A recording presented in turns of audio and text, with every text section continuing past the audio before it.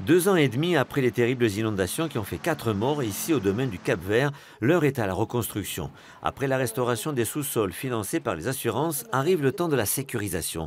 Une sécurisation devenue obligatoire pour 20 copropriétés exposées au risque d'inondation.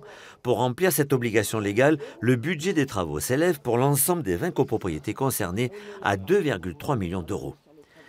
Une enveloppe dont on sait désormais qu'elle sera subventionnée à 80%, 20% seulement reste à la charge des copropriétaires.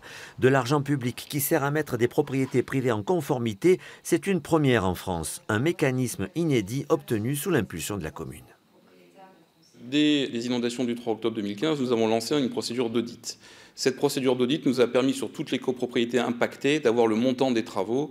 Et avec ce montant, en collaboration étroite avec les services de l'État, nous avons pu obtenir un financement exceptionnel au nom de la mise en sécurité des personnes et des biens, puisque les copropriétés en elles-mêmes n'avaient pas les moyens de financer 2,3 millions de travaux dans l'ensemble.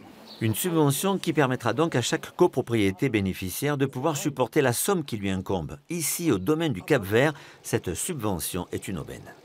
Ça coûte, hors taxe, 473 000 euros, hors taxe. Et on ne subventionne à 80%, ce qui est quand même appréciable. Mais il faut que les copropriétaires votent cette partie de 20%. Des copropriétaires qu'il ne sera sûrement pas difficile de convaincre compte tenu de l'ampleur des travaux à payer. Des travaux destinés à installer notamment des bâtards d'eau, des plaques verticales qui se soulèvent sous la pression de l'eau pour l'empêcher de passer. Une fois les nombreuses procédures administratives terminées, les travaux de sécurisation devraient être achevés début 2020, à condition que le Riou ne sorte plus de son lit.